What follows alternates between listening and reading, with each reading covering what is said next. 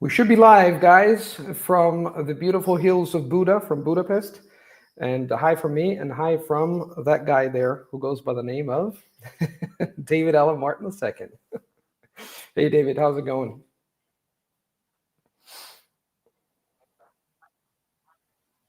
Good evening or good morning, whatever time of day it happens to be where you are. Yeah. Many greetings from us. Hi, guys. First of all, please tell us if you can hear us. And the other thing is where you guys are faring. I'm here in Budapest. David is in Hannover, Germany. Teresa is always present. Thank you, Teresa. We're going to see you very soon on Saturday at the workshop, and we're going to talk about this in a second. Hi, Teresa.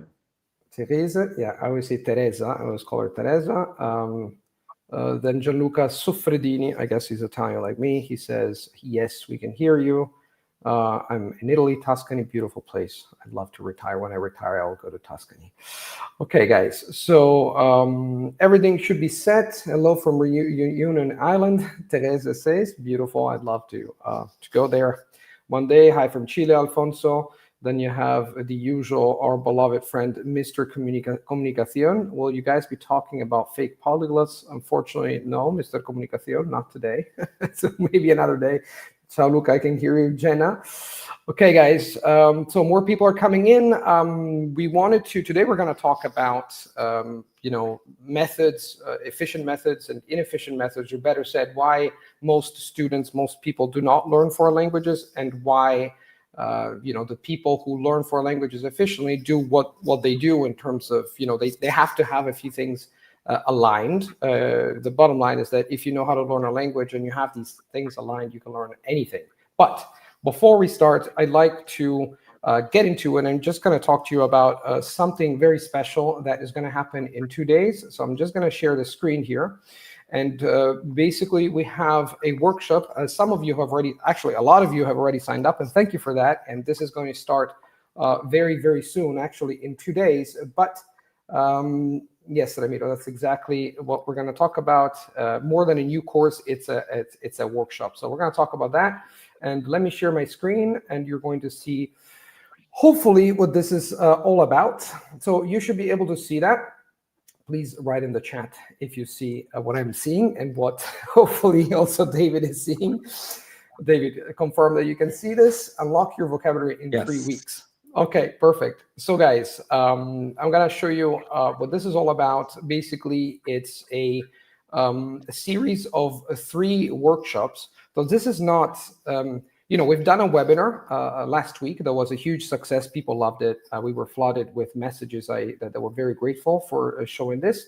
But basically, that was a webinar. So we give information, and then it's up to you to take that information and then to use it. But this is a little bit different. These workshops are really, you're going to work with us directly, meaning that what you're going to see is basically... we're going to show exercises. We're going to go through practical exercises, practical walkthroughs of exactly what to do, and you're going to do it with us. So it means that you're going to do it together with us during the workshops, and then we're going to give you feedback. And as you can see here, it's made basically of 3 parts: is acquisition, retention, and finally activation. Now, this is Luca Lampariello and David Allen Martin II. For those who know us, we're expert polyglots, and we're very passionate about learning any foreign language or finding the best way to learn. And here you will find, and I'm going to share the link now so you can see it for yourself. Here's the link.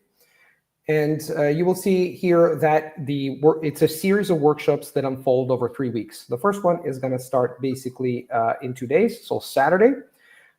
And then we're going to have so week 1 is going to be about crafting your perfect learning content, and then how to make it stick, because the biggest problem that people have is how do you remember what you go through, which is not a given, so to speak. And then you have activation. So it means that you take the stuff that you are going through. So let's say, for example, content for beginners. This is great for beginners and for intermediate learners, but we also have a very special session for a lot of people signed up who actually have a B2 level or even a C1 level. David is already on steroids. We're very excited about this because this is really, really exciting. We've been preparing this stuff for some time. Here you have some testimonials from George. George is a lovely student of mine. And then you have Arina, a student of David's. And then the cool thing about this is that this comes with a challenge. So the challenge is basically you're going to learn every day. We have an accountability system. We believe that the main problem of language learning is not so much as information, is that people normally have a hard time following through, right? I always say that language learning is simple at its core, but it's not easy. You have to learn every single day. On top of that, you also have, you have to learn, you have to know the way to learn. So we have here a 3-week challenge to make sure that everybody on board is going to learn every single day. I'm going to participate in the challenge as well with Turkish. So you're going to see what I do. And then we have exclusive high value prizes here where, for example, the winner gets a 60-minute one-on-one language system audit with both me and David. And then you have a year premium subscription to LinguaThor. David is the founder of LinguaThor. And then you have a few other prizes here. You have a gift for all finishers, the ultimate AI prompt library. So take a look. There's a lot of stuff here. I'm not going to go so much into the details because you can take a proper look. There's basically 24 hours left. There's an essentials workshop and a premium workshop dates. And you can see that the premium offers group coaching with Luke and David on top of the 3 workshops. And you can see here exactly when this is going to happen. The first one about acquisition is going to happen on September 27th, which is basically 2 days from now. And then every Saturday at 6 p.m. Central European time, while the premium offers the same thing. So the work, you have the main workshops, and then you have group coaching in during the week. And there's a lot of other things here that you will discover. There's lifetime access to all the recordings, lifetime access to the community, to both the headquarters, the general community, so the entire academy where you can interact with other students, and then you also have a lot of other bonuses that you just need to check here. The only thing, guys, is just if you are, I just want a micro commitment from you, or request a micro commitment. If you you will make a decision whether it's a yes or no. Please write deal in the chat. You have a day to decide. This is exciting. David, what do you think about all this?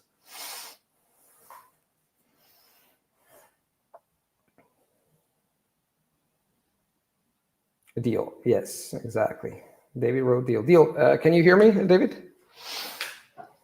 I hear you perfectly. Yes, absolutely. Okay. And super revved up, super excited.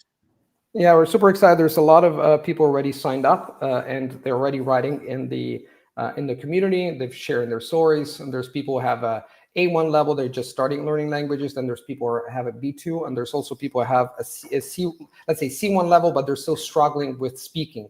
So basically, the workshop is going to be about helping people at the what we call the A zone, the B zone, and the C zone. So there's good stuff for everything, and you can even use it. There's people who are learning multiple languages. They can use the system both as a beginner or as an intermediate or as an advanced. And now, with that said, let's get started. Let's get into the questions, and let's get into, if you have any questions, guys, of course, always make sure to write them. We have a few already.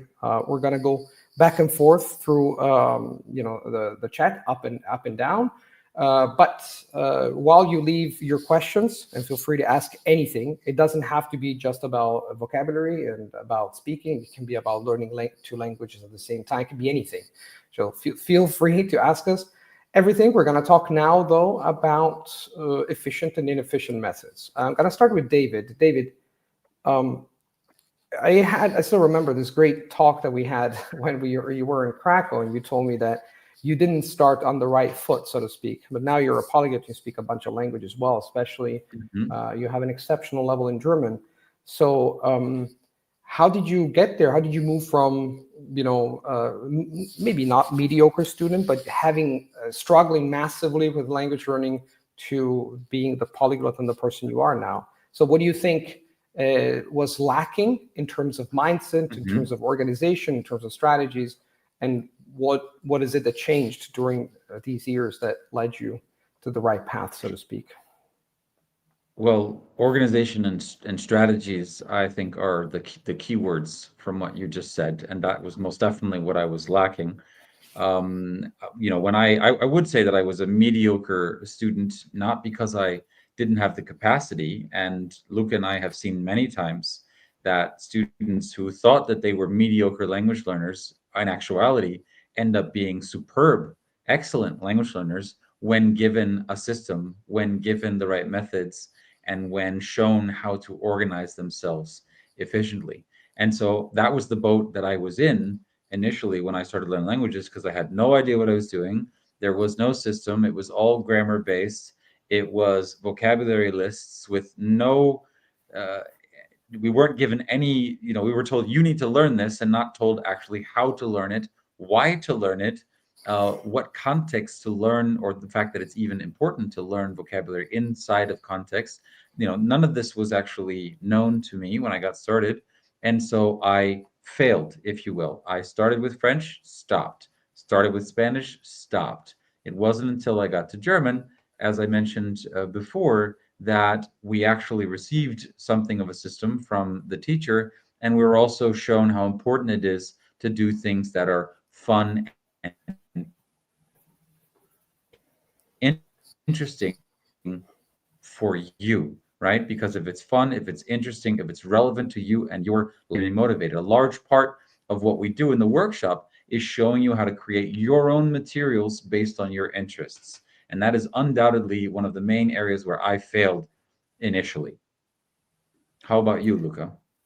Well, first I want to say that one of the most important things you're going to see in the workshop is exactly this. This is a revolution. 2023, I think, is the moment when ChatGPT started to appear on the stage, on the worldwide stage, and now you can fully. There's a lot of people who are just jumping on the AI wagon, so to speak, and they're using it. But I believe that a lot of people either are scared of using AI or they still don't know how to use it well. And we can guarantee you that if you know how to use AI, you can craft language learning material for everything pretty much. Not all these, text but also audio. Or when you have audio, you can create text, and you can create text in many different formats. So this is without a doubt amazing. Now, to answer your question, David, back in the day when I started learning foreign languages, I think that the one thing that really made a difference was in terms of mindset was that I did not know how to whether I would actually reach fluency or not in English and French, which were the first two languages that I learned at school. And this reminds me of when I tried to ride a bike for the first time. Now, I don't know if you remember that pivotal moment, David. This happens, and I think every child learns to ride a bike sooner I or later. do. I do very well. Right? So I remember the dream of riding the bike and the fact that I was desperate. I was not sure at all that I would actually. I thought, you see someone riding a bike, and you think it's simple, but when I tried it, actually doing myself, I was at a loss, and I was desperate for a couple of days, and then I remember the words of my father, just the importance of persistence. But it reminds me of the fact that when you haven't reached fluency in any language, you're still unsure whether you can actually do it or not, and all these doubts, sneak in. Whether okay, am I actually cut out for language learning? Do I have do I have a language gene? And the reality is that everyone is wired to learn any foreign language. If you speak your own native language, you can learn any other language. Now, when it comes to efficient methods or inefficient methods, the problem is I was following the script that was handed to me at school, meaning that language, I think one of the biggest problems, and I made a video about this because I made a review of a book written by Paul Pimsleur, a great guy. And he wrote that basically language learning is, people tend to learn language learning in pieces. So you learn grammar, you learn vocabulary, you learn this and you learn that. Well, a language has to be embraced as just in an organic way. It's a living creature, and you learn, you absorb it in a natural way. So it's really important to take into account, because language learning is simple at its core, but not easy. Not because human beings are not good or wired to learn a language. You're all wired to learn foreign languages. The problem is we're handed a bad card, in the sense that we've never really, at school they tell us stuff that in part doesn't make sense. I don't know if you agree, David, but it's also in college and university. It's the entire system I that is tend to broken. agree. You tend to agree, right? Well, I'm glad that you tend to agree. By the way, we're getting some questions here. Let me just reply to some on the fly. Some are some are really funny. If every language you learned to shorten your life by 3 years, would you continue learning new languages? This is the I'm going to usual. say instant yes to that. Yes, living a I don't good care but because short life. the enrichment that you gain by learning languages is such that honestly that wouldn't bother me. I'd Exactly. Good yeah, answer. I'd Short rather live a but good rich life. multilingual life that is shorter than a long life that is mundane and monotonous and Lo- monolingual. Love it. We got a All language very good words philosopher that start here. with M. Oh, yes. Gianluca A bit of asks specifically, alliteration. the webinar will be in English, I guess. What about the challenge? May I try to test my Spanish or French? Well, it's not a webinar, it's workshop. So the difference is in webinar, we kind of give information and then it's up to you to use it. While the workshops, we're doing things with you. So basically, during the first workshop and then all the others, we're going to, as I said before, we're going to do these exercises, these drills together. So we're going to do them. You're going to see how we do it. And then we're going to ask you during breaks of 15 minutes to do them yourself, because the best way to learn is to do. And then if you have feedback, you can ask us questions live on the fly.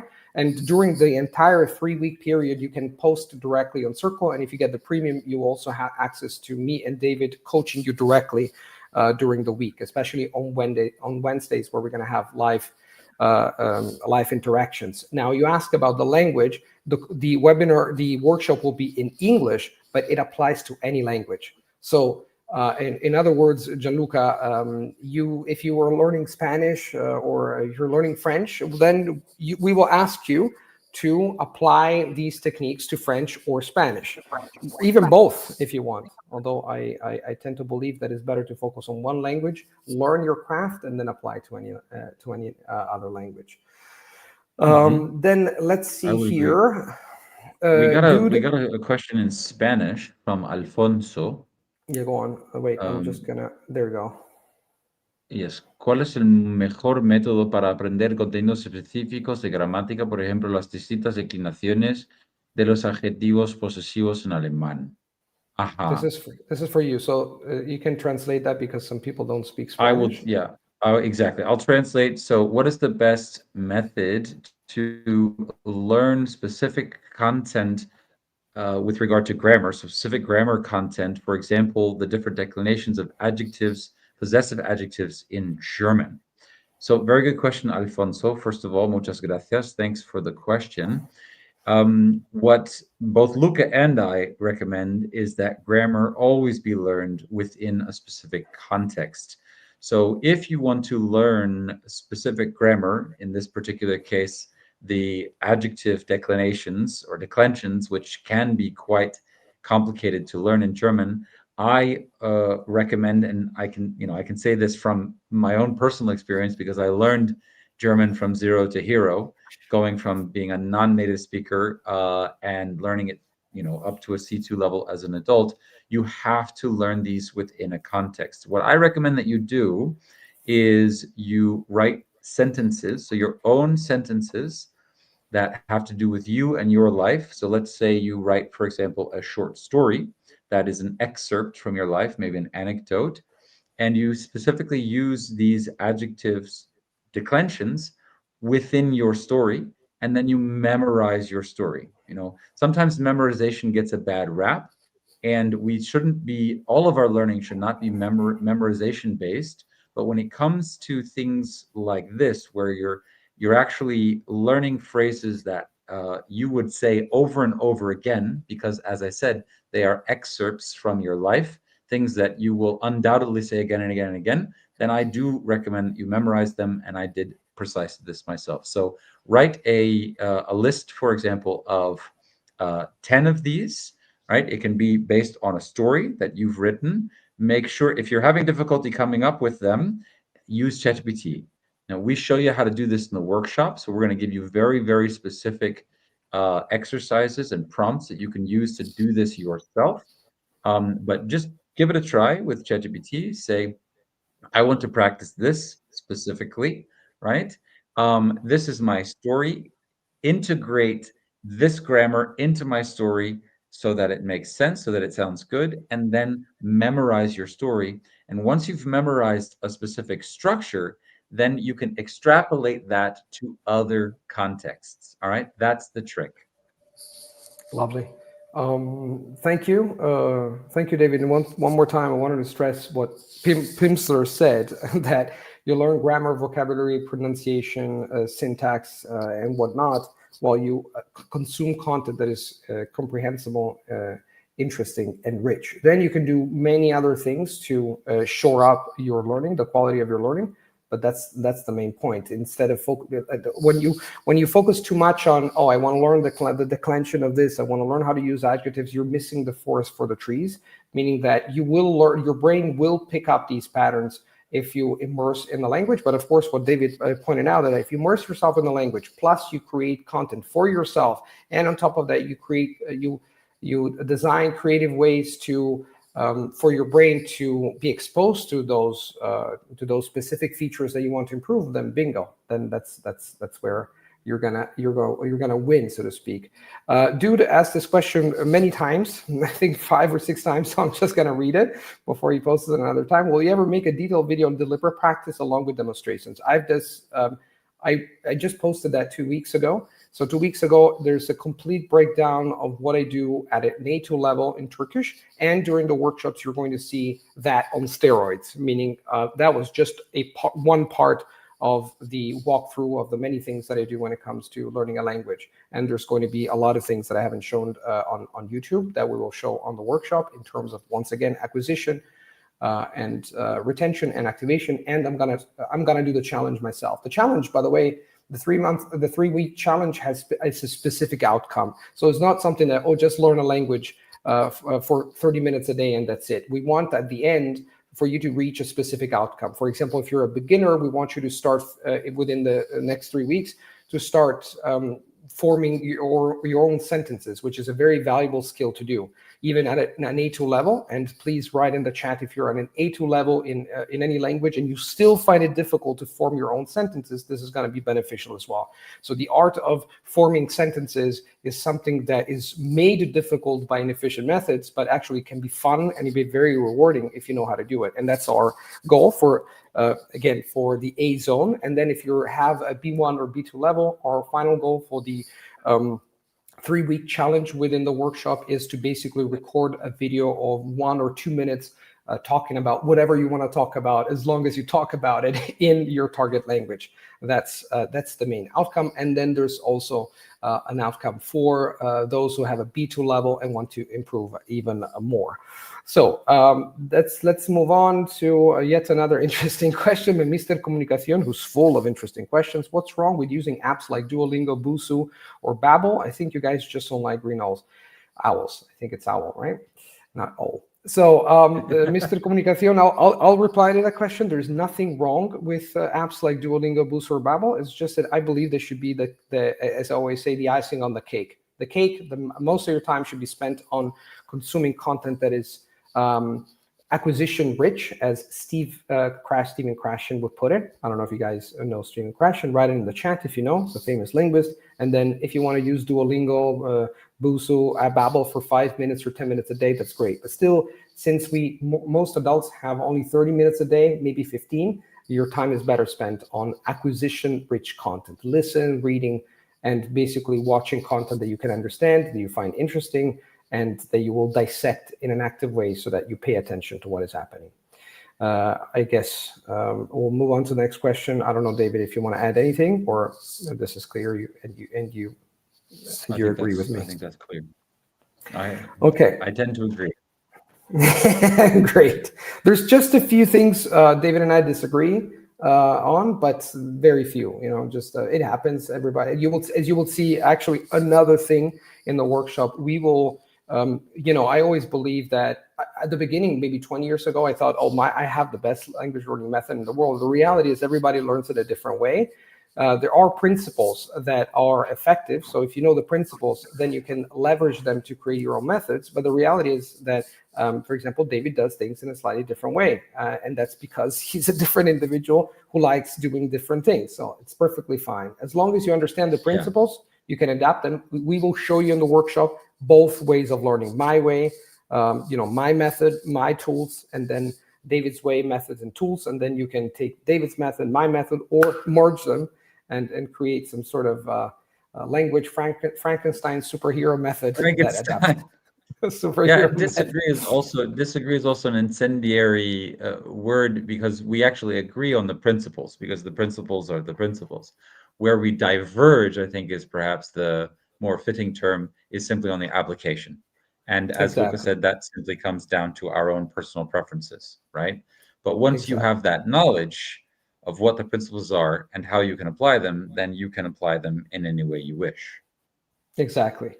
Absolutely. Let's move on to the next question. If I understand interviews with actors or boxers, interesting, the actors or boxers, in 80%, I guess in 85%, so you wrote it, 85%, that means that my English is very good or just good.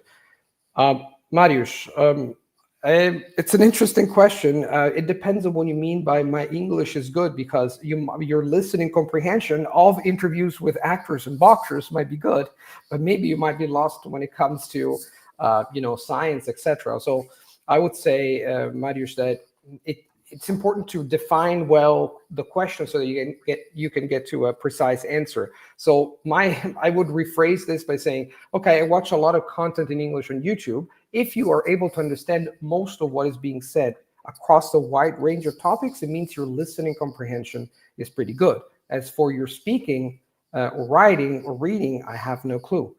Because you can develop certain skills instead of others. If all you've done so far is listening to actors and boxers, watching interviews of actors and boxers on YouTube, and then you became very good at that skill, then you have to ask yourself, what else did you do? And if you read a lot and you spoke a lot, then you can say overall you have a very good level in English in general. That's what would be my answer. Let me see here. This is for you, David. You can read this. Mm-hmm. So do you think that learning a language in the natural way, with conversation exchange with native speakers, without knowing the grammar rules as many English speakers, could be a good method? Okay. Not just many English speakers, but most speakers of any language all over the world. So your average speaker of any language does not actually actively know the rules of grammar of their language. So you can hit the streets anywhere. You can do this, and I've done this in many different places in different languages. You hit the streets anywhere and ask a even basic grammar question, and most people will not actually be able to answer the question. If you ask your average German to explain the Plusquamperfekt, they'll probably say, "I remember hearing that word in school, but I have no idea what you're talking about." Right? Why? Because that's not actually how the human brain learns. It makes more sense to learn the language via input, as you say, the natural way. You say with conversation exchange with native speaker, that actually comes later. You need input to have output. In order to have a conversation exchange, you have to first get the language into your head so that you can then retrieve it. You can get it back out again. But in terms of learning the grammar rules, if you want to learn them, because you don't have to, you definitely want to do that at a later stage. And Luca and I will both tell you that it definitely makes more sense to hold off on grammar, if you're interested in the grammar, until you actually have a solid base in the language. And that primarily comes from doing lots of listening and lots of reading, where you're comprehending, for the most part, what it is you're listening to and reading. Anything to add to that, Luca? I think that's perfect, David. Thank you. We're gonna move on to the next question. I think this is great. Okay. What if every time I try to speak Spanish, my significant other screams at me, threatening me with a frying pan to the head? It's not about comprehensible input no more, Okay. Well, actually, this is a question that reminds me of sometimes. I don't know what your experience has been, David, but sometimes, for example, people tend to think when you tell them, "Oh, I got a partner in, I say Hungarian, right? I'm now here in Budapest. And then people tend to think, oh, you live in Budapest and you have a Hungarian girlfriend, so you must be, so that's obvious that you're going to be speaking Hungarian fluently. That is not necessarily true. There's a lot of people living in country, living in Hungary or in Poland or in Italy and whatnot, and that doesn't guarantee that you're going to be speaking that language fluently, or that they live in a country, like for example in Poland, and they have a Polish partner and they still do not speak the language. Trust me, they're probably the majority.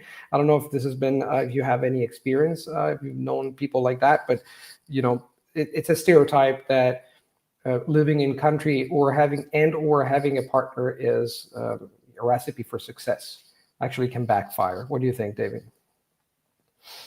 Yeah, undoubtedly. I mean, I would also say, well, I regularly meet people, but just a couple of weeks ago, before I came out to Poland, to Krakow, I was in Berlin and I met a couple. The guy was German, the woman was American, and she had been living, and they had a child together, and she had been living in Berlin for 6 years, and she knew 2 words of German. She couldn't even string one single sentence together. I know because I asked her. I'm just always interested, and obviously I love talking to people. And I said, well, have you done any German courses? Yeah, I did a couple. Well, how come you don't speak to your husband in German? I have a lot to do, and it's so difficult to learn a language, right? The experience that she had with learning German was obviously in traditional courses where she got the impression that it was difficult to learn because they don't teach you methods, they don't teach you these principles that we talk about. And so she basically, even though she was living in country for 6 years, her spouse was German speaking, still barely spoke any German at all. It is by no means a guarantee. You still have to go, even if you're living in country, you still have to go out of your way to learn the language. Yeah, that's exactly right. Actually, if you go and if you go to a country and you have a very low level, let's say you just started, it can backfire because a lot of people feel the pressure. As Steve Kaufman says all the time, and I agree with him, if you want to maximize your experience in a country, maybe you're going to either move to, say, Sweden or to Brazil, and that 1 year in advance, start learning now, because then if you reach a B1 level and you are in country and then you're willing to use the language, you're going to improve very fast. But it depends on you. It depends on your personal choices. It doesn't depend on where you are, but how you live and the people you tend to spend time with. I'll get this question and then you can get the next one. David, you guys speak almost the same languages, but when you're traveling around a country, let's say Turkey, which language do you guys speak to each other? English, German, French? We were together in Poland, and you guys have seen a webinar where we were sitting at the same spot on the same couch behind the same wall, and we were in Krakow, and mostly with one another we speak English. We started by speaking English with one another. So it's not that we spend time, switching between, I don't know, Mandarin, Chinese, Italian, etc., etc. Sometimes if there are other people, we will use, I don't know, German or Italian or Spanish, depending on the situation. But our communication happens in English just because we got to know each other in English. And then we tend to, work together, we have fun. It's the way we communicate, but that doesn't mean that we can't speak another language. Sometimes I speak in German, but it really depends on the occasion. Very briefly, all right, David? It's just the way it is. Exactly. And I mean, you remember when I was in Krakow the first time a couple of months ago, and we were grabbing a coffee on the way to into town, and we just happened to hear some guys speaking in Dutch, and then we both switched to Dutch, and we talked to them for what, like 20 minutes or something, right? They Yeah. were from, I think they were from West Vlaanderen, at least the one guy was, and we were talking about Dutch history and the difference between Dutch and the Netherlands versus Flemish, etc. So when the need arises, we have those languages under our tool belts because we've put in the time, right? Using the right methods and the right systems, and we can switch. But yeah, in terms of working language, we usually speak English with each other. Okay, excellent. I'll let you answer this one since you're the Chinese master, Mandarin Chinese master. Okay, so does your process change if you're learning a language that doesn't use Romanized script? Reading for acquisition is obviously much harder if learning Mandarin, Japanese, Thai, Persian, etc. You're absolutely right, Rob, and that's why, and there many people will disagree with me, but I don't care. This is by far the easiest way to approach this.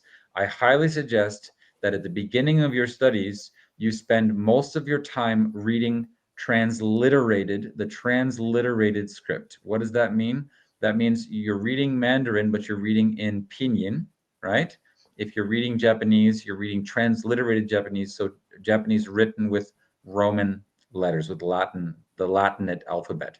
And the reason is because even if you learn the characters in the case of Mandarin, also in the case of Japanese, Thai, etc., even if we're talking about Russian, because you didn't grow up with that script. Your brain is always going to have to go around corners in order to acquire new words. Okay, what do I mean by that? There's always going to be, even once it becomes automatic, it's still a secondary step.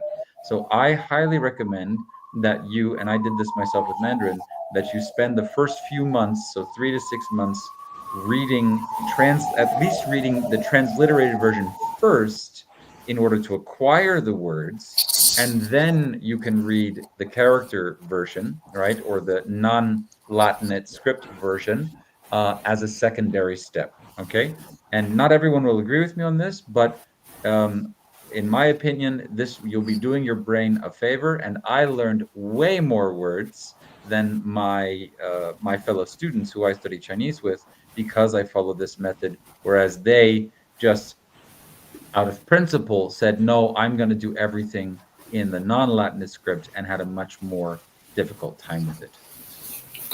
Excellent, David. I don't know if you could. I don't know if it's possible for you to share the screen. I was thinking maybe if I answer a question. Let's see, because I've seen here I'm checking at the settings. For example, you can just show them how you can take any text in Chinese and transform it into transliteration. But I don't know if Absolutely. can you just test if you can share your screen? Otherwise, you'll have to send it to me. Sure. Yeah, let me. Can you check, because I think you should be able to share your own screen. I say condividi schermo. I can share my own screen, but I don't know if you can. So take a look and see if you can. Bildschirm teilen. Just give me a second. I'm pulling it up now. And Yeah. Just do that, and I'm gonna answer the next question, and then we're gonna see if you can share your screen. Because when we were together, well, it was easier. We were just here, but I'm pretty sure you can. Okay, so Mariusz, let me get back to Mariusz, who said he's the one who was, I think, listening to actors and boxers, I think. Interviews of actors and boxers. I'll be specific. As I read books, which is not often, I understand 70% from the books with various topics, and also I understand interviews in various topics like science, politics. Well, it means that your listening comprehension is pretty good. Still, you have to cover. 70% is good, but still, I think in order when you understand most of what you listen, that means you've probably reached a B2 level. So maybe you're still not there in terms of listening comprehension. When it comes to speaking, I still don't know. But understanding 70% of books is fine, but still not enough to enjoy books, unfortunately. So there, I would guess that by the looks of it, even if I should talk to you one-on-one in order to assess your level better, I would say that probably between B1 and B2, but remember that these are just labels. Again, are you satisfied with your current level? Great. Focus on the process, and if you do stuff that is rewarding, you will keep improving. Let me see. Yeah, so we can do that. We see what David is showing you. You should be able to see that. He's showing you an example. Yeah, exactly. You can walk through. You can walk through. So this is this is interesting because I can see. Can you see my screen, Luca? I can see your screen fine and dandy. People, Okay, right? interesting, Please, because I actually have. Please let us know whether you can actually see my screen.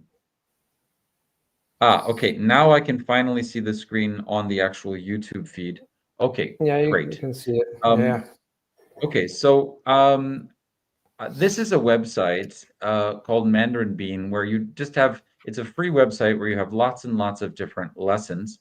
And I was really just trying to find a lesson. I was trying to turn the pinyin off so I can show you guys how you can, for any Chinese text, you can actually get the pinyin. This works, however, with any non-Latinate script. But let's just go ahead and take this regardless of the fact that for some reason I seem to not be able, there we go. Okay, so let's assume, there we go. Let's assume that I have this version of the text and I want to do extensive or more extensive reading with this text. Obviously, it's not extensive. This is a short text. Regardless, I want to be able to just read it in one go rather than having to laboriously read it, because I'm actually having to remember each one of the words in turn. So I'm going to take this and I'm going to go to ChatGPT. I'm going to go ahead and put in the text, and I'm just going to say, give me a pinyin version of this text, and make sure that words are written together. And you'll see what I mean by this. Let's see what this. So what we something went wrong. Interesting. We say in Italian, course, "È il bello della diretta." It's when you go live. Something in German you say Vorführeffekt. Vorführeffekt. Okay, there you have it. It came out completely wrong. Put spaces. So I needed to say put spaces between words, apparently. Spaces between words. David always finds a solution. He's the technical guy. You will see in the workshop. You will see the amazing. Exactly. The important thing is to not freak out when it doesn't work out right away. Yes, kind of panic of the Titanic. Exactly. Okay, so now what I can do is I can also say translate to English line by line in a table. And then it's going to give me a line by line version in Chinese pinyin and English in a table like this. Okay, so this basically gives me everything that I need in terms of just being able to read this more extensively. Now, I don't know what the individual words mean, but there are other ways of dealing with that. That's the number one reason why I, along with my brothers, who are co-founders of Linguathor, we designed T3. So you get all of the translations of the sentences and all of the words in one go. But regardless, even just with this, I can already start to read right away. And I can already start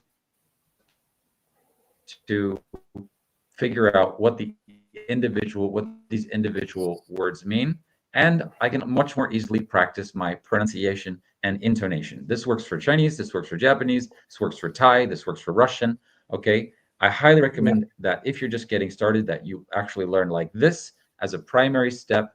And then as soon as you want to start getting into Hanzi or Kanji, Cyrillic, whatever, you can do so. But I don't recommend doing it right at the beginning, because you're just going to slow down your acquisition of the language by dealing far too much with the script itself. That's my personal opinion, but it's also shared by many of my students who had a bad time doing it the other way around initially. Yep, absolutely. And I would add, this is the concept of comprehensible, all right? The comprehensibility, meaning you make something comprehensible, whether Chinese or if it's in Latiners, it's easier. But if you have it in Mandarin Chinese, all you need to do is to use transliteration, as David just showed you. So that's the same concept. Then you can focus on the sentence level, then the word level by using, for example, Linguathor. And this allows you to completely understand the text as fast as possible. That is the main thing, is to understand the text, any piece of content as fast as possible. And of course, consume it by listening, and reading, and all the amazing things you will see in the workshop if you decide to go for it. Now, let's move on to the next question. You have a lot of interesting questions. I think Super Prof Annie I think she's a friend of yours, David, and she's in She is, Tenerife. yes, She said, yes. hi from Tenerife. Lucky you, Annie, that you're in Tenerife. I was there. That's the third time this year, and I will go back because I simply love it. Do you think that apps and AI can replace human teachers? I'll get that. I think the icing on the cake, as they always say, they will not replace teachers, but you could, the big advantage of using especially AI when it comes to speaking is the fact that, as a tutor, let's say someone who explains the text to you, right? If you want, because you can do that as well. You can ask AI, hey, take this text and explain to me, literally with audio. I think that the big advantage of that is that you can use it every day. So you can talk to AI every day. It doesn't judge. The pressure is lower, but it's never this or that. It's always this and that. The more tools we have, the more we can say, okay, I can do this and that. Example of that, once again, we're going to talk about this in the workshop. There are different levels of activation when it comes to taking the vocabulary and using it. You can talk to yourself, you can talk to AI, you can talk to a tutor. And you can use it, and these are not just, either I talk to myself or I talk to a tutor or I talk to AI. You can do all these things. If you have a tutor, for example, and the tutor is expensive, and then it's not available, he or she is not available all the time, you can, for example, speak with AI for say 5 to 10 minutes a day. This is the big advantage. You can do it anytime with your phone, with your computer, and then you have maybe one session with your tutor. And then, for example, you can do, okay, on Mondays and Tuesdays, I talk to myself. On Wednesdays and Thursdays, I talk to AI. On Fridays, I talk to my tutor. And you can arrange it. You can do so many combinations of this. So it's never this or that.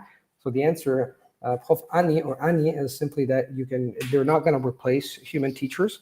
Remember that we consider teachers, as we call them teachers, the people who teach a language. But everybody teaches bits and pieces of language.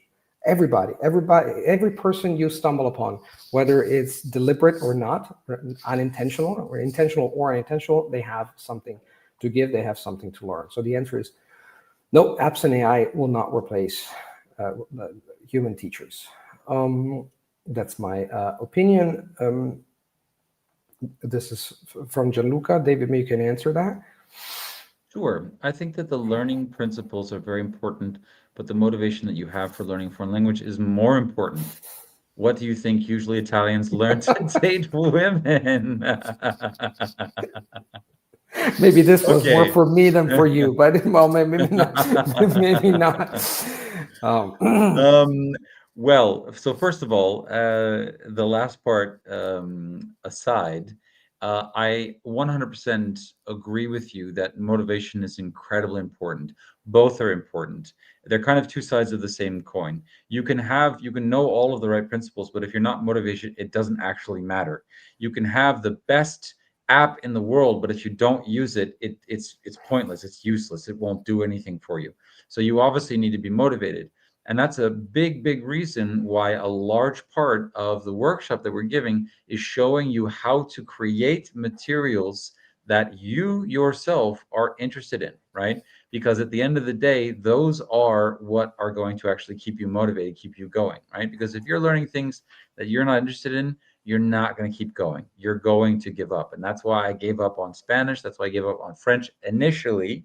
At the very beginning, when I started learning foreign languages, I wasn't motivated. It was incredibly boring. It wasn't until I started learning German and I found out that you can actually go out of your way because nobody was telling me these things, but I had a good teacher who showed us the beauty of media, and now you could create your own media using these tools. That I realized, okay, all I really need to do is do things that I would do anyway in English, just in the foreign language, have fun, be interested, make sure I'm tracking my progress in some way. By the way, that's another thing that we do in the workshop, is give you a very specific system for tracking what it is that you're doing so that you can clearly see your progress. Then, if you have all of those things, then it's very hard to not be successful at learning a language. Yes.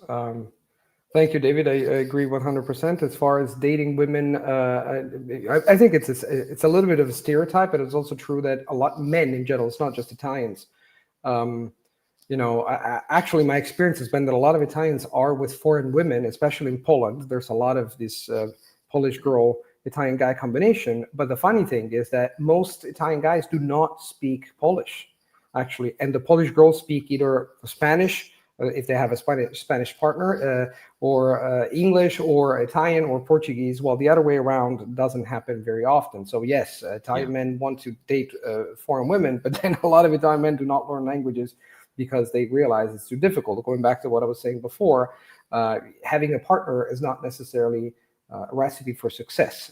Again, when I had my first randka or date with my ex-Polish girlfriend, I wanted to speak English because I felt a little bit uncomfortable, but she basically said, no, either we speak Polish or this ain't gonna happen. And so the entire relationship was built upon Polish, which was a predicament for 2 or 3 months. And then I literally thrived by using Polish and being forced to use it, right?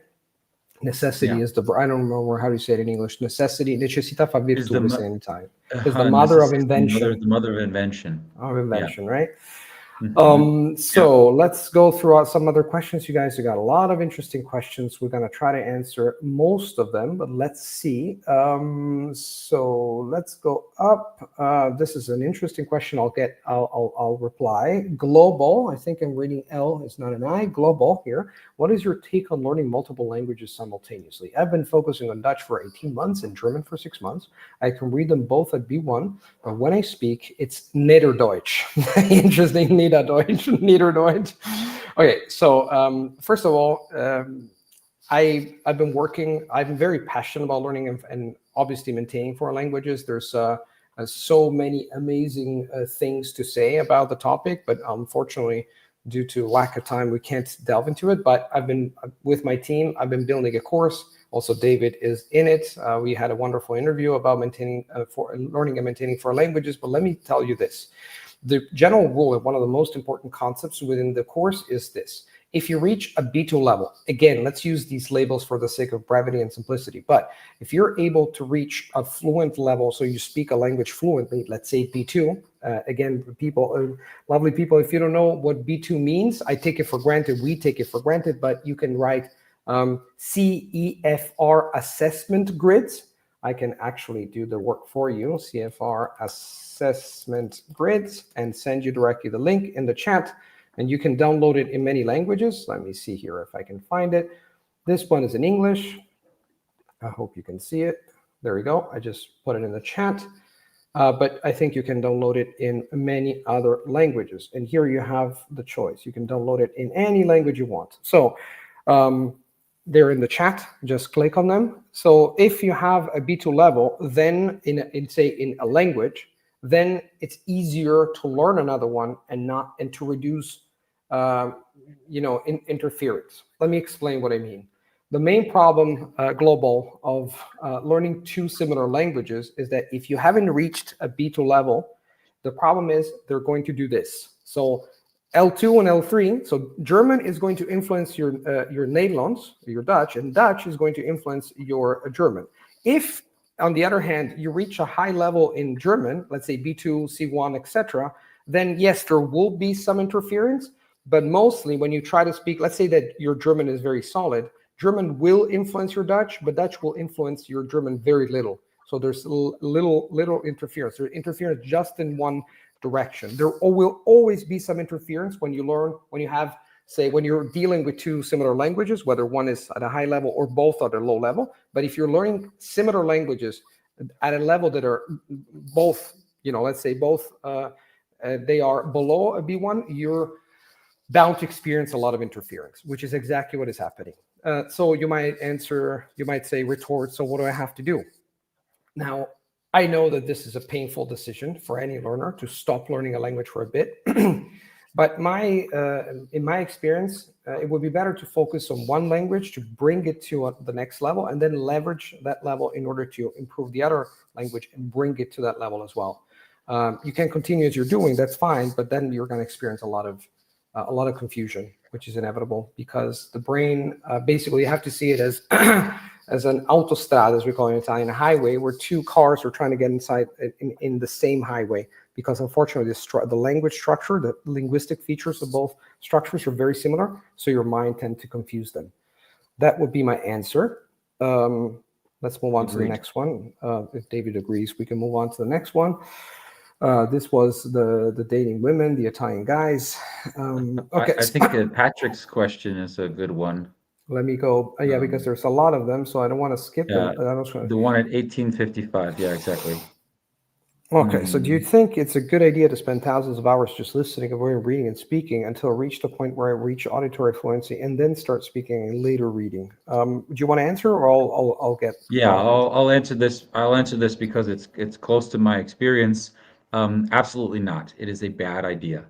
I tried to do something similar to this with Chinese, and while I still ended up learning Chinese, I learned Chinese despite the method and not because of the method. So the problem with this kind of, I'm just going to lean back and listen method, is that it's not active, and while it is good to get lots and lots of input, and I would definitely say that it had a positive effect on my pronunciation in Chinese, I also learned German and Spanish to a high level, but didn't use this method. And I actually had, I would say, more fun learning German and Spanish because I started using it more or earlier on, or using them earlier on, I should say. So avoiding reading, jein, as you say in German, so yes and no. With Chinese is a special situation along with Japanese because you have to learn the characters. I would recommend that you start learning characters early on, but not necessarily learning the pronunciation of the characters, just the meaning. This is based on a method called Heisig, Heisig. I can write this here.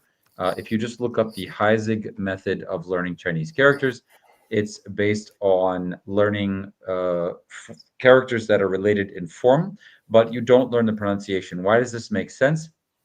Because if you have a low level in the language in terms of your exposure to the actual auditory language, if you memorize pronunciations and tones without actually already knowing the language, then what you're memorizing is going to be artificial. And so you're actually going to be doing yourself a disservice. But if you just memorize the meanings of the characters and not the pronunciation, then you won't have this interference. So I recommend that you get started listening as soon as possible and try to consistently increase your ability to comprehend the language.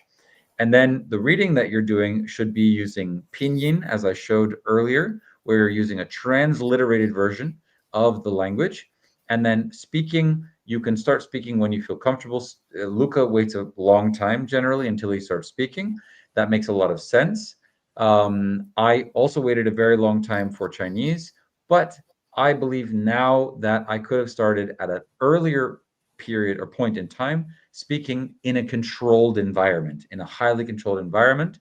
And that's one of the things that we talk about in the activation part of the workshop, which is the third part of the workshop, how to get started activating when you already have a solid amount of listening under your belt, but you don't want to get frustrated because you're overextending yourself at the beginning. Amazeballs. Okay, now speaking of the workshop, Gertrude, I think Gertrude Jones says, is the major difference between the premium workshop and the essential workshop the presence of you guys? What is the difference between the premium and essential? Thank you. Let me just share a second here, the workshop, so you can see this again. I think you should be able to see it. So basically, the main difference is that instead of 3 workshops, because we are going to have the workshops on Saturdays, we're going to have 6 small group coaching calls. So they're going to be on basically on Saturday, we're going to have the entire group of both people who took the essential and then those who the premium. But the main difference, there's 2 main things. That during the let's say the calls of Wednesdays, because we have in between for the premium. So for the essentials, it's just 3 calls on Saturdays, while the premium also offers other things that are kind of hidden. So for example, we're going to do some training, pronunciation training or intonation patterns, the stuff about about intonation, pronunciation. One of the questions was about how to improve your pronunciation in AI. We're going to tackle that. And then we're going to have advanced exercise, implementation exercises. And basically, it looks like a small difference, but it's a huge difference, because when you do the exercise, you're going to have directly access to us during 2 hours, and we're going to show more things. During the workshops, we'll show a bunch of things, but then you're going to have 6 calls for the premium. So it's double the content, plus the interaction, plus the implementation exercises, and more advanced techniques. So that's it in a nutshell. Again, if you guys have any questions about the workshop, we're going to go back to it at the end. I think, David, you have to leave us at 7:30, right? Something like that. So we're gonna continue for 20 more minutes or something like that. Exactly. So we're gonna keep that into account, and also your time, guys. Let me see. Let me see here. Emancipated Wisdom. Shout out to Luca. You were the first to net neurology with Spanish. Not sure exactly, Emancipated Wisdom, what you're referring to, but thank you. Shout out means it's a good thing.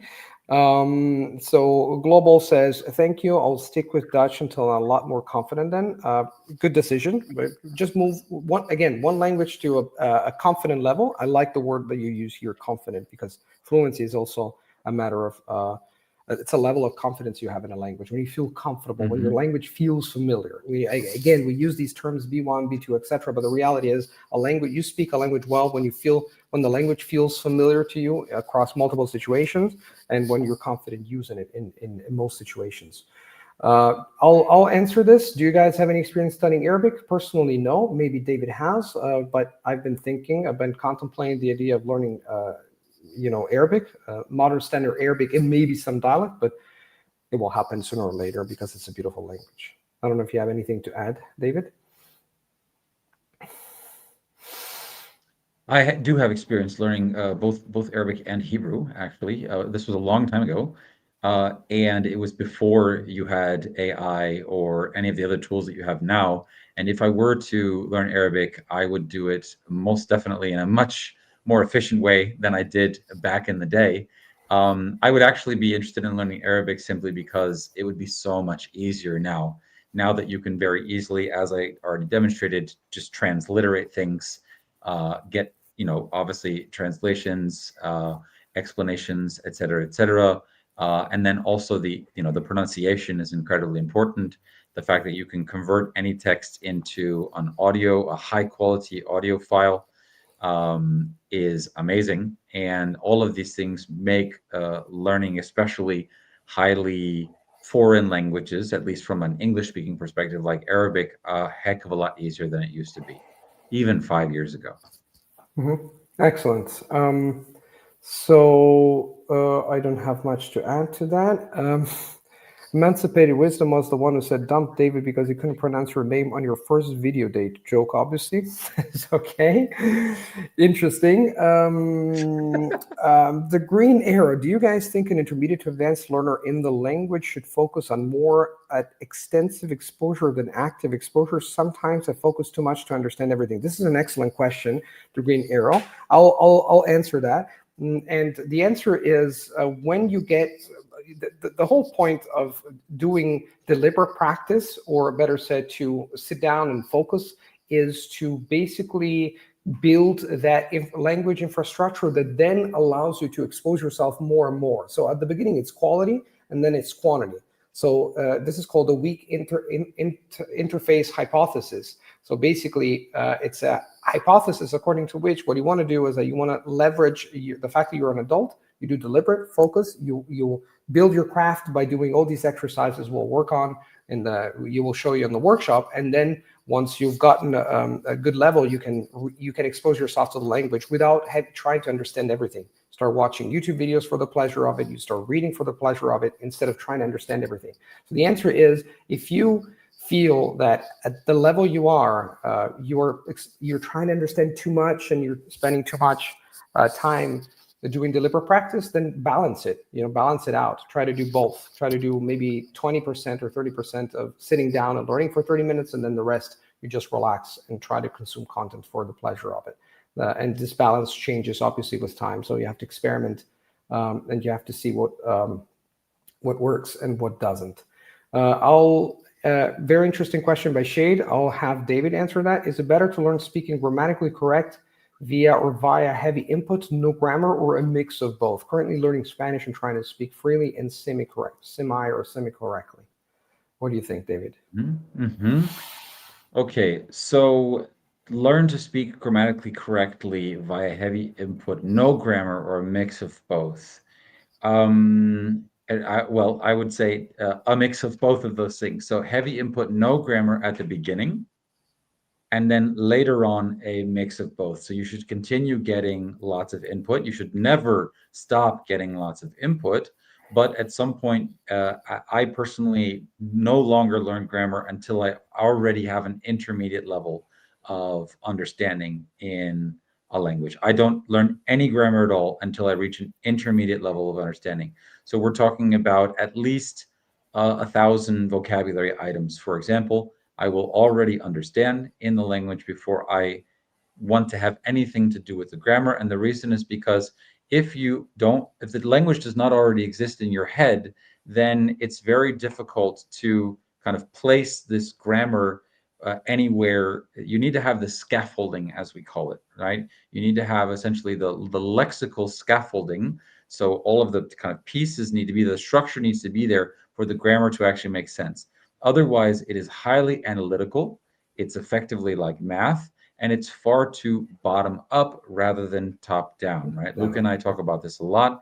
Your brain likes any situation where it has an understanding of the greater picture, and then in a kind of trickle down method starts to learn the details. If you try to do it the other way around, you are definitely going to have a bad time, and it will show. It will show in your speaking, because when people who learn grammar first and then try to speak, then it sounds like this. They sound robotic because the speaking is not derived from a place of listening, from a place of actually listening to entire phrases and sentences, but rather trying to put things together, kind of, as I said, like doing math, right? Yes. Does that exactly. make sense? Yeah, it makes perfect sense, David. Thank you. This is a great answer. Go straight to the point. Annie says, thanks for your answer. Next time in Tenerife, Luca, let me know. I'd love to interview. We'll do any. I will probably be there every year in April. So stay tuned. Okay, so a couple of very interesting questions about vocabulary and activation, which is exactly what the workshop is about. Let me answer this one. Chandelier Bing says, what do you guys think about using AI to learn the meaning of words instead of the dictionary? Now, as we said, we ran a webinar again a couple of weeks ago, and people really liked it. And in that webinar, we talked about the fact that a word is a multi-dimensional entity in your brain. So we normally tend to think that dog, or let's grab the, for example, man. That man means hombre, uomo, like a human being, right? But man can be a verb if it's to man a machine gun, for example. So you have to always see the context. AI, for me, the best use of AI is just to take any piece of content and create a translation, plus maybe some grammar notes, or you can ask explanations of where that word, like how that word, what that word means, the function in the context. But the reality is, if you consume a lot of content, and you translate it with AI, you will have a perfect translation, both at a sentence level and at a word level, by using, for example, LinguaThor, ChatGPT, and Google Translate. Then your brain will pick up all the connotations, different meanings of that word.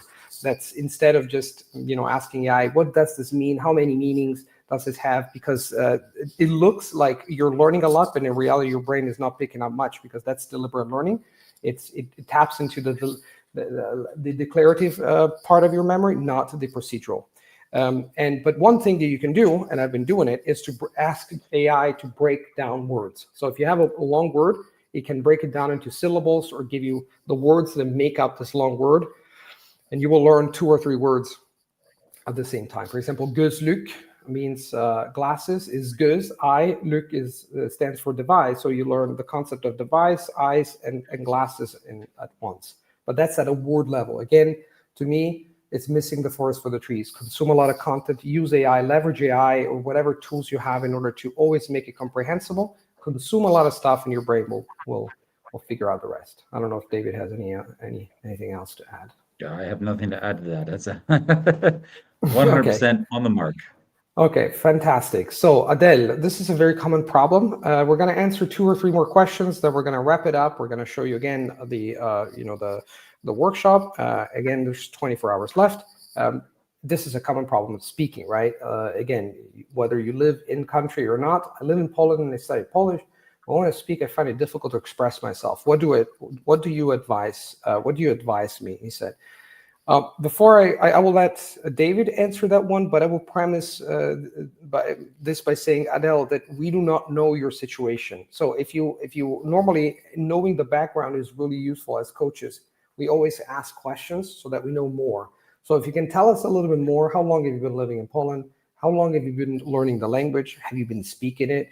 Do you find it difficult because your mind goes blank because maybe you haven't listened enough? So these are all questions that you should answer.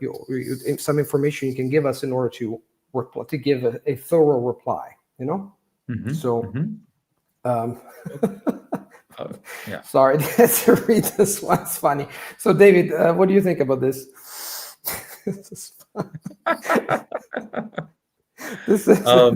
Yes. This is probably our friend in disguise. Another one, another account. Anyway, so what do you think about the problem of speaking? Of activating the language. Why does this happen? Even if we still don't know the situation, the specific Even if we situation. don't know Adele's specific situation, we can still give at least a couple of tips in terms of speaking. So one of the main reasons why people are frustrated and why they feel that they cannot express themselves is because learners, and it's not their fault, it's because this is how you were taught to learn in school. You try to learn different things. So let's just say different words. And then you expect to be able to somehow magically put them together in the moment that you need them in a speech situation and for it to somehow all work. Unfortunately, it doesn't work that way. And that's why, and I've said this before, you train like you fight, fight like you train. So when I say fight, I mean the actual speech situation, the conversation situation. So we should be training in our practice sessions. We should be working on exactly those things, those situations that we want to be able to succeed in the real world. So if you have difficulty expressing yourself in Polish, first of all, identify the situations that you find difficult, right? And try not to master too many situations at once. Focus on one situation that comes up again and again, right? If you live in Poland and you're studying in Polish, then you undoubtedly have situations that come up again and again where you want to express the same things again and again. Identify what those things are and create a script, create a transcript in your native language. Based on your name, I'm assuming you're French speaking. So write the transcript in the script, I should say, write the script in French first, then translate it to Polish using ChatGPT, for example, and then work on that. So convert it into audio, make sure you understand all the words, and get to the point where you can actually reliably use all of those words and sentences. And in particular, you can actually listen to the audio. So let's just say it's a dialogue. You can actually record yourself playing your conversation partner, and then you can leave gaps. So you're listening to the audio, you're listening to your own voice, you recorded yourself, and then after you hear your conversation partner, you try to respond. Okay, so you're practicing everything when you use this method.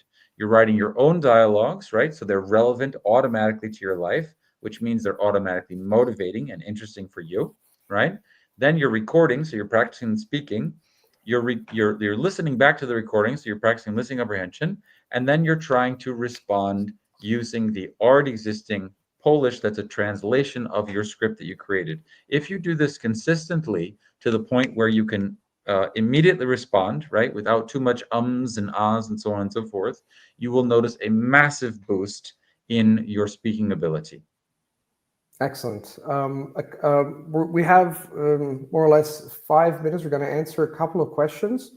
One is another one is specific to the workshop. Will there be another workshop in the future? I cannot attend this one because of some personal reasons. A few people told us that, and we are going to first of all, we're going to record. Everything is going to be recorded. So if you get the workshop now, we're going to get the recording. Of course, if you interact with us live, it's also the plus of talking to us and doing the exercises and learning directly with us. But again, you're going to have a long-term access. We will probably do some workshops. This workshop starts with a relatively low price for what is happening. So for what is going to happen and for what we're offering. So the price will go up for the next ones, but we will do more of these about vocabulary, about fluency, pronunciation, intonation, and everything in between. I will answer 2 more questions before we wrap it up. Let me see here. What do you guys think is the most effective technique or way to practice speaking when you have no one to practice with? Yes, that says. As I said before, I think speaking to yourself, if you know how to speak with yourself, is great. And also using AI, I think it's worth the investment. You can use ChatGPT, to tell you the truth, to interact for free if you don't want to pay. But there are things, for example, like Langua. I've been promoting that because it's amazing. It's basically talking to yourself, because you're speaking to yourself, but you're speaking with AI. But I think that is more efficient than just speaking with yourself, because you're talking to the wall, you're talking to your cat, or you're talking to yourself is fine, but it has limits. Well, if you have feedback on top of that, and the AI is amazing, because it's just like a tutor who really listens. The tutors are great, but some tutors don't listen. Some tutors are lazy. Some tutors don't give you feedback. If you can speak even for 5 minutes, you know what to say. You say something that is interesting for you, get feedback, and you apply the feedback, boom. Everything is going to change, because at the end of the day, if you do something every day that is rewarding, then you will improve a lot. David says, you can definitely significantly improve your speaking with art, but this assumes that you're practicing with the methods for 15-20 minutes per day. Exactly. Speaking 20 minutes a day really makes a difference. It's what you do every day that counts. The problem with speaking is, back in the day, it was difficult to speak with someone, because, imagine 20 years ago or 30 years ago, no tutors, no platforms, nothing. Now there's so many ways you can talk with yourself, with AI, with tutors, and everything in between. I would say we can wrap things up. We still have 10 minutes. Again, guys, I'm going to share my screen one last time to talk about this offer here, the workshop. Please take a look. I'm just going to copy this and paste it here. There you go. One thing before we finish, I just wanted to say we're getting, I can see this in the chat, amazing questions, very interesting. Thank you, guys. Unfortunately, we cannot answer every single question, but save your questions for the next live, because we're going to do these more often. And now back to the workshop. Again, just take a look here. This is Unlock Your Vocabulary in 3 weeks. There's more or less 1 day left. This is all about doing things with us. You can see here people who have worked with us, with me, and with David. And then here you will see the problem of speaking, of learning words and speaking fundamentally is there's an old way and the new way. And the new way is you learn how to do this efficiently. And we have a lot of experience in that regard. And we believe that language learning is mainly 3 phases. It's first understanding, first consuming a lot of content, then retaining that content, because a lot of people confuse these 2 phases. They tend to think, oh, I consume something, I will remember it. It doesn't happen this way, unfortunately. That's not how the brain is wired. And then finally, speak. Now, speaking does not mean that you have to speak with a human being if you're a beginner. It means activating the language. There's an important part which is called the bridge. So you can activate the language if you are a person who likes speaking and you get motivated by speaking. The mere fact, imagine being able after 3 weeks or after 2 months of learning the language of finally forming sentences. That's the amazing thing of, wow, I can actually say that. I can actually express, even if it's simple, it really makes a difference. The workshop is for beginners, for intermediate, and even people who sign up who are like at a higher level of B1, B2, for example. They're still blocked. They want to improve their speaking, and it's made fundamentally in 3 parts. Week 1 is all about acquisition. So craft your own language learning material. Imagine being able to craft your own language learning material. You're learning Estonian, you're learning an exotic language, and you can create your own asimil style. So dialogues that are about your hobbies, and they come with explanations, interlinear translations, grammar explanations, and everything in between.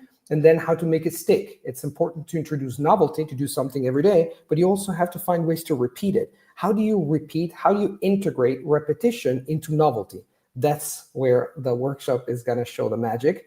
So you can do new things. We review old things, but doing new things, which seems strange, but it's actually quite possible. And we will show you how to do that. And finally, again, activate it. The goal of almost any language learner is to speak the language, is to communicate, to talk to people. So imagine being able to start forming sentences, meaningful, purposeful for yourself, and then with others at a beginner level, and an intermediate level, and then at an advanced level. There's demonstrations across all areas. So if you're learning to language at different stages, you can benefit even more from all this information. Again, the beauty of these workshops is that we do things with you, and it comes with a challenge. So we want you to do stuff, because again, if you take all this information, don't do anything about it, then nothing is going to happen. But we want you to actually sit down and do something every day. There's an entire community. You will get access to an entire community. You will interact with a lot of students.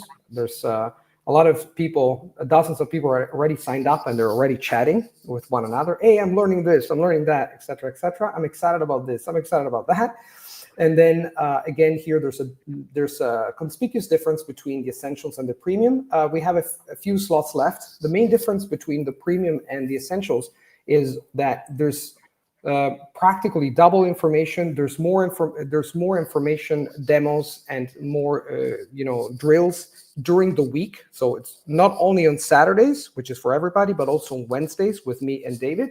And there's also advanced exercises and drills, and there's a few spots left. It's limited. The first one is limited in time. The second one is limited in seats. So you will see when you click on the button that there's a few spots left, a maximum of 20 participants.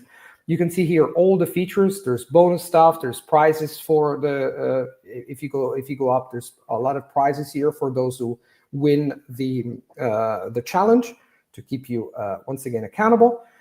Who is this webinar for? So it's really important that if you're a beginner, if you're an independent learner, and you want to learn the craft and the art and the science of learning effectively, this is for you. But if you're looking for a quick fix or a magic pill, this is definitely not for you, because we will show you the way, but you have to walk. You have to walk the path. You have to walk the talk, so to speak. And of course, if you're not happy after 14 days of the start, then you can always say, well, I don't like it, I want a refund. Thank you, Luke and David. And here you have all the questions you might have. One, if I can make a live session, it's all recorded. Is this for any language? Yes. What specific AI tools we'll be using? There's a lot of stuff you were going to use. How is this different from Duolingo or other courses?